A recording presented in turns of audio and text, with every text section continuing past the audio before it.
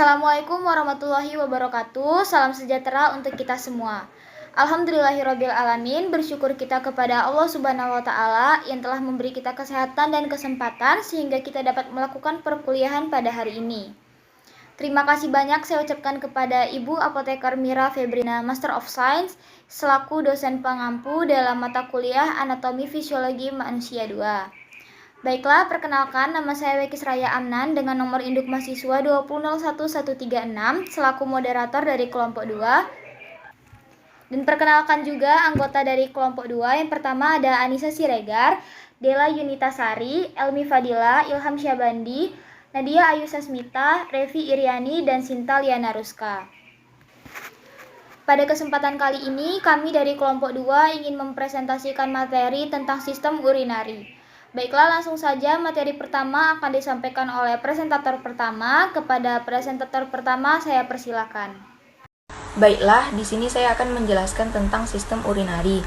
Sistem urinari atau sistem perkemihan adalah suatu sistem di mana terjadinya proses penyaringan darah sehingga darah bebas dari zat-zat yang tidak dipergunakan oleh tubuh dan menyerap zat-zat yang dipergunakan oleh tubuh. Zat-zat yang tidak dipergunakan oleh tubuh larut dalam air dan dikeluarkan berupa urin atau air kemih. Sistem urinaria atau saluran kemih terdiri dari ginjal, kandung kemih, ureter, dan uretra atau saluran kencing.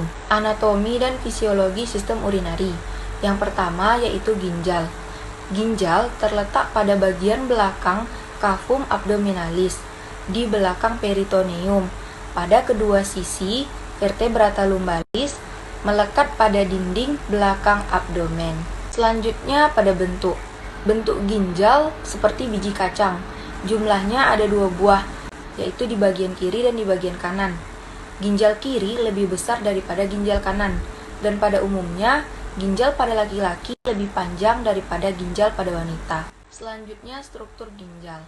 Setiap ginjal terbungkus oleh selaput tipis yang disebut kapsula renalis, yang terdiri dari jaringan fibrus berwarna ungu, korteks, dan medula. Struktur terkecil dari ginjal terdiri dari yang pertama ada glomerulus, yang kedua kapsula Bowman, yang ketiga tubulus proksimal, yang keempat lengkung Henle, yang kelima tubulus distal, yang keenam tubulus collectivus. Selanjutnya kita masuk ke fungsi ginjal. Yang pertama, mengontrol sekresi hormon aldosteron dan ADH atau antidiuretik hormon yang berperan dalam mengatur jumlah cairan tubuh. Yang kedua, mengatur metabolisme ion kalsium dan vitamin D. Yang ketiga, menghasilkan beberapa hormon, antara lain erythropoietin yang berperan dalam pembentukan sel darah merah, renin yang berperan dalam mengatur tekanan darah, serta hormon prostaglandin yang berguna dalam berbagai mekanisme tubuh. Yang kedua, ureter. Terdiri dari 2 saluran pipa masing-masing bersambung dari ginjal ke vesika urinaria yang panjangnya lebih kurang 25-30 cm dengan diameter 3-4 mm. Lapisan dinding ureter, yang pertama dinding luar jaringan ikat, yang kedua lapisan tengah lapisan otot polos, yang ketiga lapisan sebelah dalam lapisan mukosa. Ureter memiliki fungsi sebagai jalur sekresi dari ginjal menuju kandung kemih. Lapisan dinding ureter menimbulkan gerakan peristaltik yang mendorong urin masuk ke dalam kandung kemih. Untuk gambar ureter bisa kita lihat pada gambar di samping. Yang ketiga, kandung kemih atau vesika urinaria. Kandung kemih berbentuk buah pir atau kendi yang letaknya berada pada anterior abdomen dan terdiri dari 3 lapisan otot detrusor yang saling beranyaman. Lapisan kandung kemih, yang pertama lapisan paling luar adalah jaringan fibrosa. Lapisan tengah terdiri dari otot. Yang ketiga, lapisan paling dalam disebut mukosa. Kandung kemih berfungsi sebagai penampung sementara urin yang telah diproduksi oleh ginjal sebelum dikeluarkan dari tubuh melalui uretra. Untuk gambar kandung kemih bisa kita lihat pada gambar di samping. 4. Uretra. Secara anatomis, uretra dibagi menjadi 2 bagian, yaitu uretra posterior dan uretra anterior. Uretra merupakan sebuah saluran yang berfungsi sebagai saluran keluaran urin yang tertampung dari vesika urinaria. Uretra dilengkapi dengan sfinkter uretra interna yang terletak pada perbatasan vesika urinaria dan uretra, serta terdapat Sfinkter uretra eksterna yang terletak pada perbatasan uretra posterior dan anterior. Sfinkter uretra interna tersusun atas otot polos yang dipersarafi oleh sistem simpatik sehingga saat vesika urinaria penuh, sfinkter ini akan membuka. Aktivitas sfinkter eksterna dapat dikontrol sesuai kemauan orang. Pada saat ingin kencing, sfinkter ini terbuka dan akan tetap menutup pada saat menahan kencing. Panjang uretra wanita kurang lebih 3-5 cm, sedangkan pada pria dewasa bisa memiliki panjang kurang lebih 23-25 cm. Selanjutnya itu mengenai urinalisa. Pengertian dari urin sendiri yaitu sisa material yang diekskresikan oleh ginjal dan ditampung dalam saluran kemih hingga akhirnya dikeluarkan oleh tubuh melalui proses urinasi dalam bentuk cairan. Urin merupakan suatu larutan kompleks yang terdiri dari air, di mana kurang lebih 96%, dan bahan-bahan organik dan anorganik. Untuk bahan organiknya antara lain urea, asam urat, dan kreatinin. Kemudian bahan anorganiknya antara lain NaCl, sulfat, fosfat, dan amonia.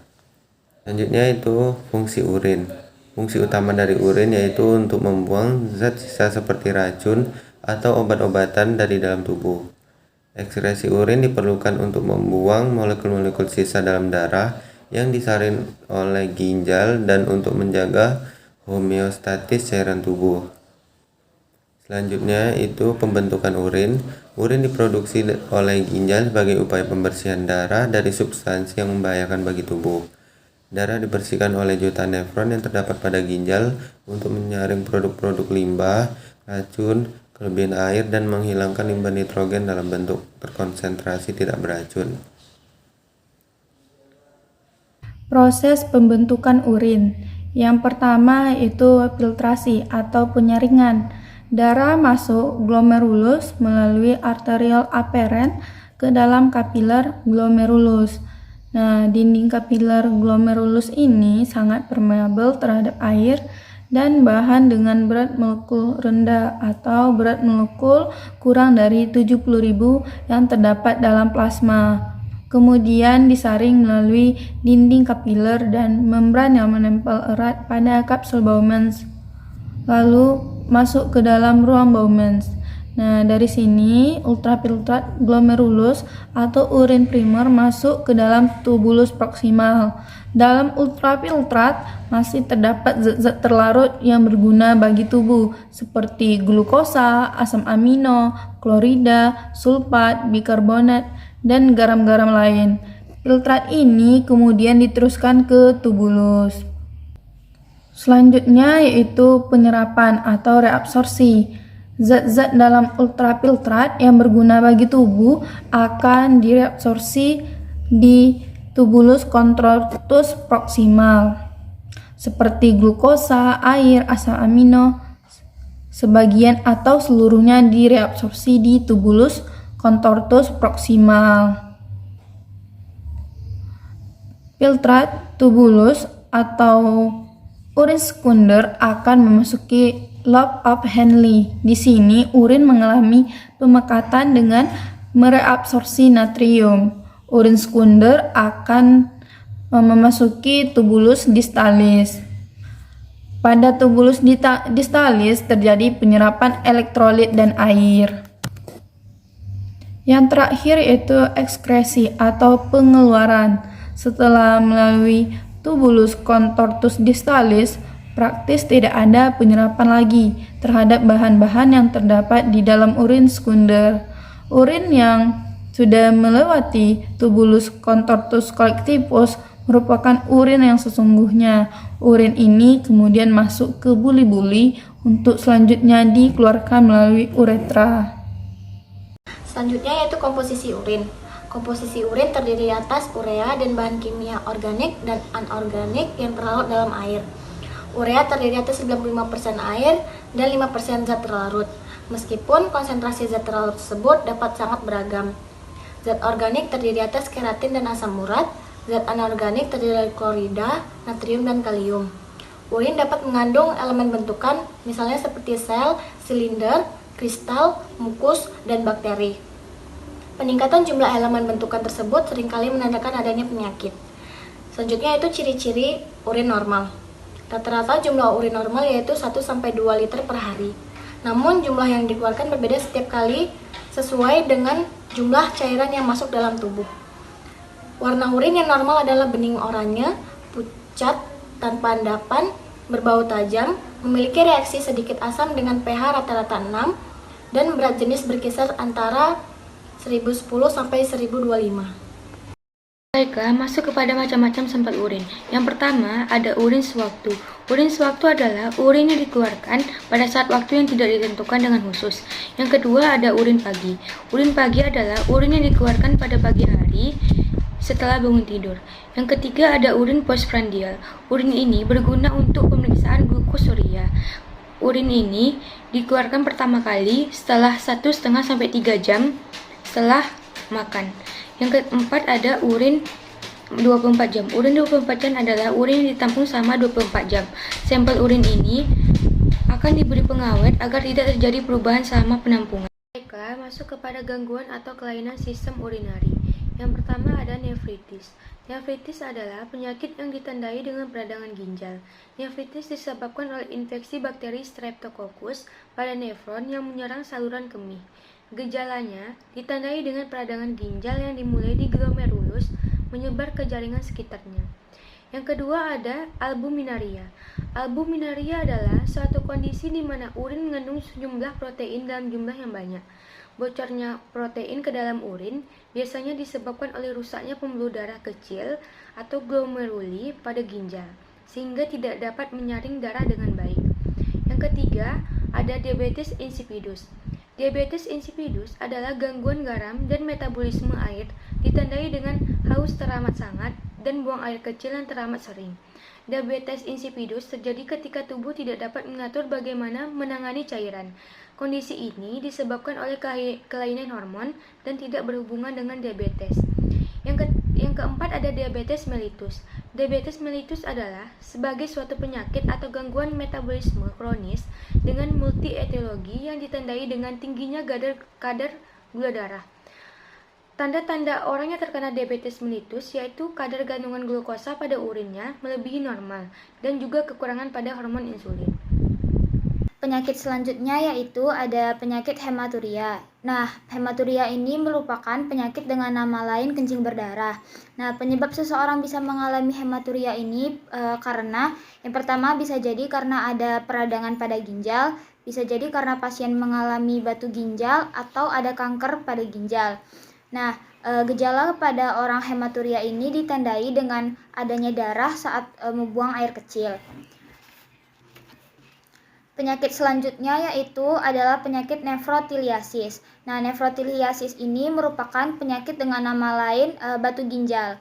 Kenapa seseorang bisa mengalami nefrotiliasis ini? Itu karena adanya konsentrasi tinggi atau ada endapan Ca, asam urat atau vitamin-vitamin lain pada ginjal, sehingga cirinya nanti pada urin akan ada endapan atau akan ada batu ginjal. Baiklah, penyakit yang terakhir itu ada penyakit gagal ginjal atau gagal ginjal kronis.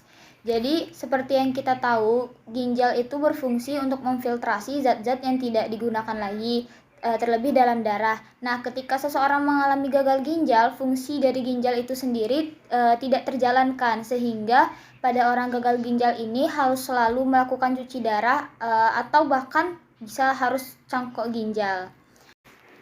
Baiklah, dengan berakhirnya presentasi dari presentator terakhir tadi, maka berakhir juga pemaparan materi dari kelompok 2. Saya selaku moderator dari kelompok 2 mengucapkan terima kasih banyak kepada Ibu dan teman-teman yang telah menyimak pemaparan materi dari kelompok kami.